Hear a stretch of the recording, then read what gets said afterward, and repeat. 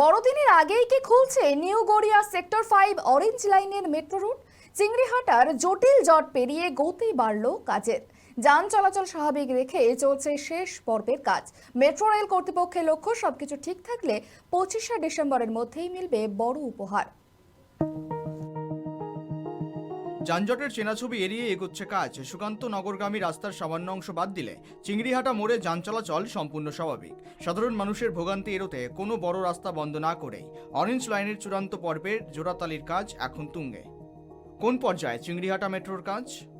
327, 328 এবং 329 নম্বর পিলারের সংযোগ স্থাপনের কাজ এখন প্রায় শেষ পর্যায়ে। এলিভেটেড করিডর বসে গেলে মূল কাঠামোগত কাজ শেষ হয়ে যাবে। এরপর দ্রুত শুরু হবে ট্র্যাক বা লাইন পাতার মূল প্রক্রিয়া। সেক্টর 5 ও চিংড়িহাটার উভয়মুখী রাস্তার ডাইভারশন সরানোর কাজও শেষ পর্যায়ে। পেভার ব্লক তোলার কাজও দ্রুত শেষ করা হচ্ছে।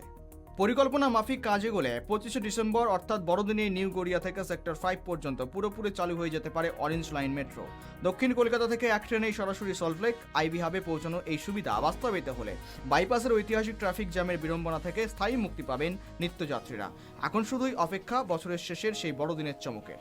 অভ্রদীপ দাসের রিপোর্ট, কেটিভি বাংলা।